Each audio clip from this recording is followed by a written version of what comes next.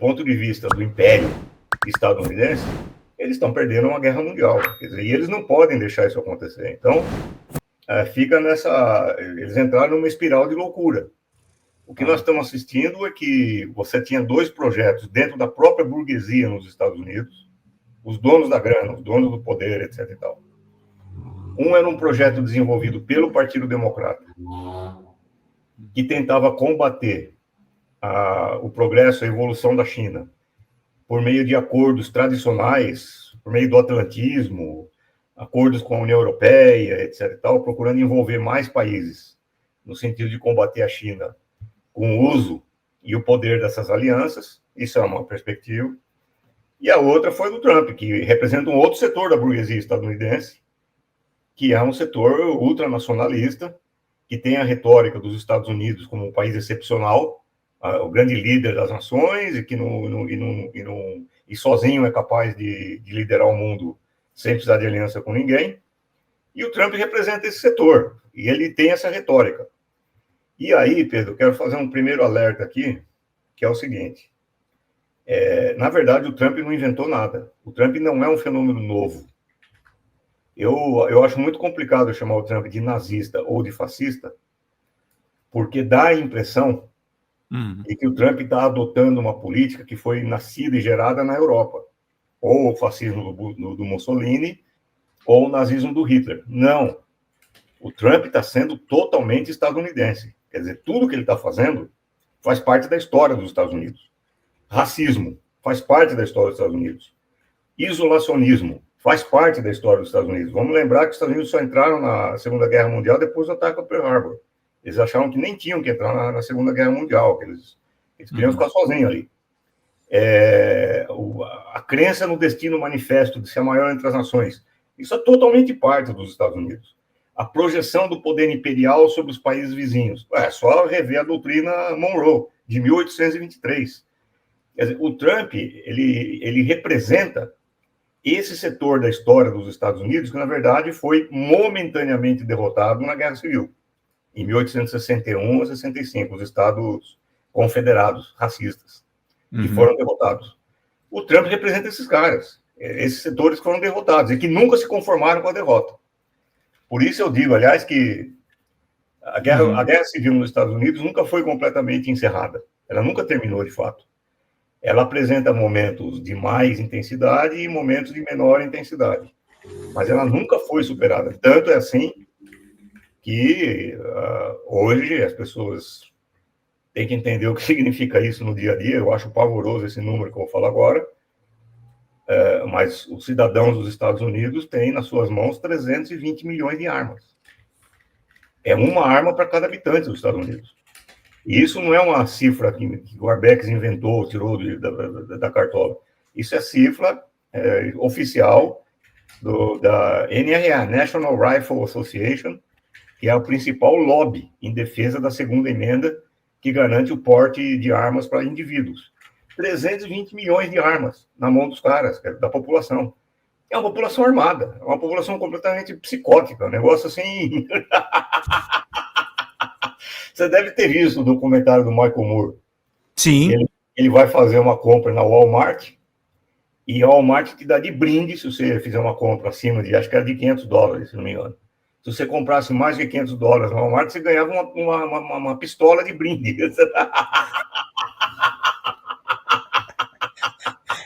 É o país de loucos, né? E é país de loucos antes do Trump, né? O Trump é só um sintoma.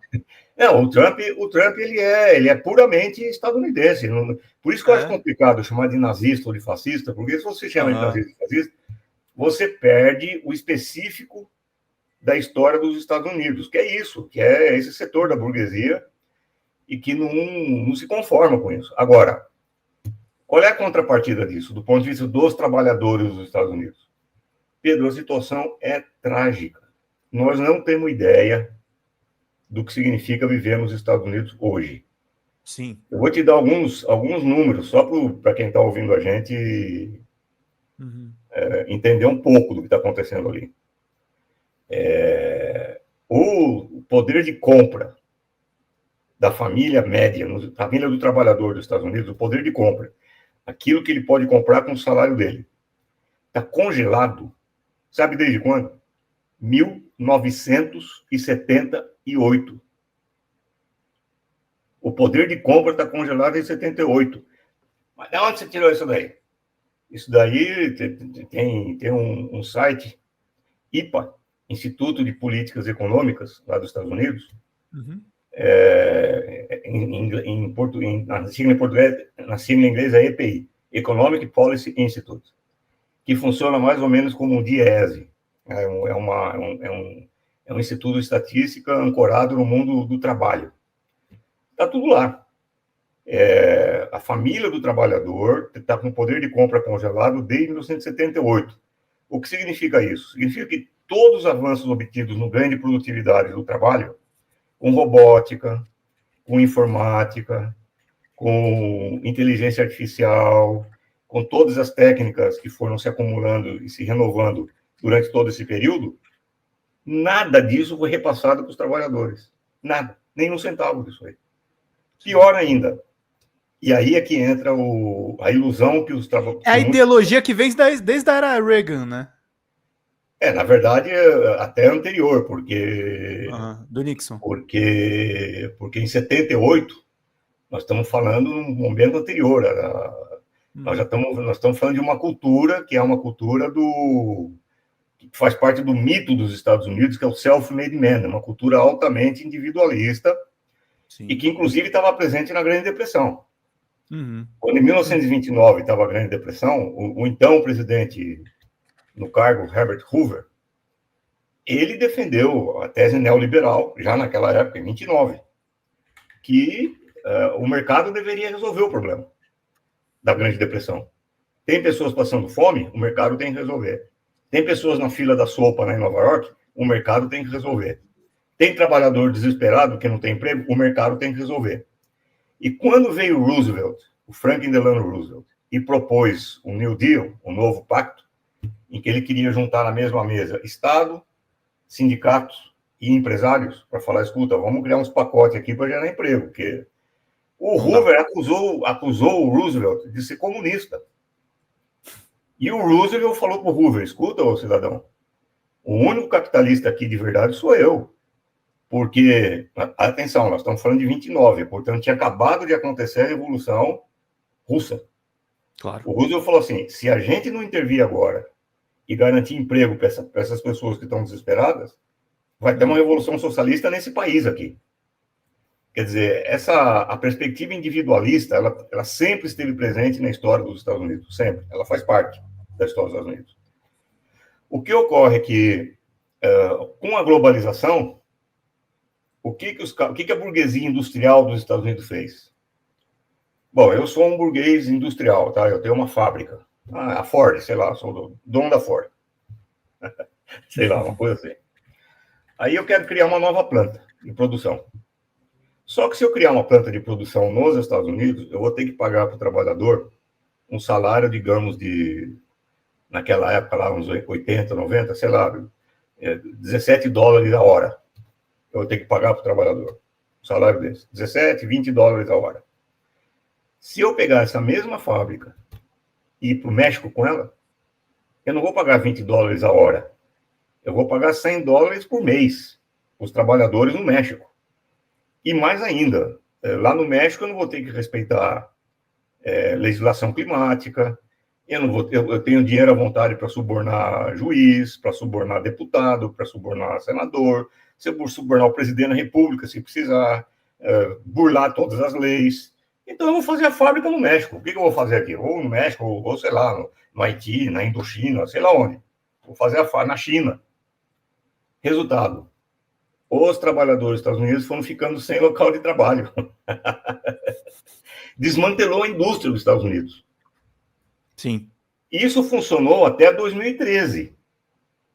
Porque com o mercado, com o fluxo de capital livre que o neoliberalismo criou, os caras estavam adorando isso daí. Eles estavam produzindo as suas quinquilharias para vender no mercado de consumo, seus carros, suas roupas, seus gadgets eletrônicos, etc. e tal, lá fora, pagando um salário ridículo. Sim. E importando tudo para os Estados Unidos, ganhando uma fortuna com isso. Era o paraíso. Quando a China entrou na parada que falou, acabou a farra, aí os caras entraram em desespero, porque aí eles perceberam que não tinha mais fábrica nos Estados Unidos. É por isso que muitos trabalhadores votaram no Trump. Eles tiveram a ilusão de que o Trump vai reconstruir o parque industrial dos Estados Unidos, que é a promessa dele, que é o que está na retórica do tarifaço. Eu vou detonar esses países que ficam vendendo coisas para nós e nós vamos criar nossas fábricas aqui. Essa é a retórica do Trump. Sim. E muitos trabalhadores foram iludidos por essa conversa, de que ele iria reconstruir a indústria dos Estados Unidos. Então, mais uma vez... O problema é que custo, né? Porque a gente não está falando do século XX, né? Século XXI. Do século XXI, claro. E outra coisa, meu amigo.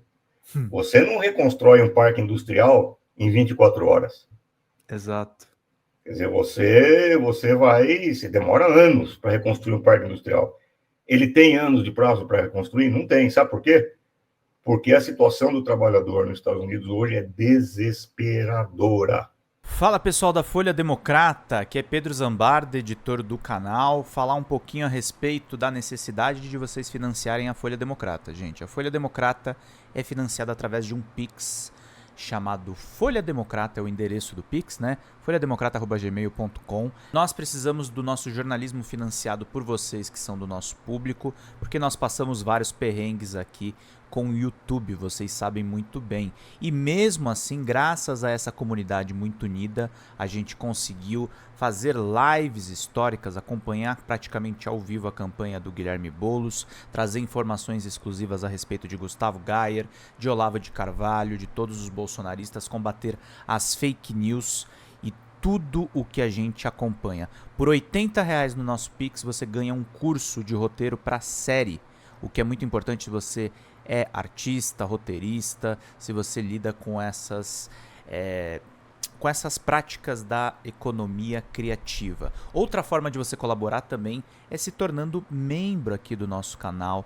Isso é muito importante para você fazer as suas atividades por aqui, porque você tem acesso a vídeos exclusivos e nós temos um curso de jornalismo básico para você poder acompanhar a partir de R$5, que é ministrado por mim. A gente tem aí quase uma dezena de aulas e muito conteúdo para você poder acompanhar. Meus caros, minhas caras, financiem o jornalismo independente, financiem o jornalismo que se posiciona à esquerda, financiem o jornalismo na internet, que traz informações confiáveis, checadas, que cruza informações e que trata você, que é o nosso público, de uma maneira muito séria. Vida longa e próspera, gente. Cuidem dos seus. Até mais. Tchau, tchau.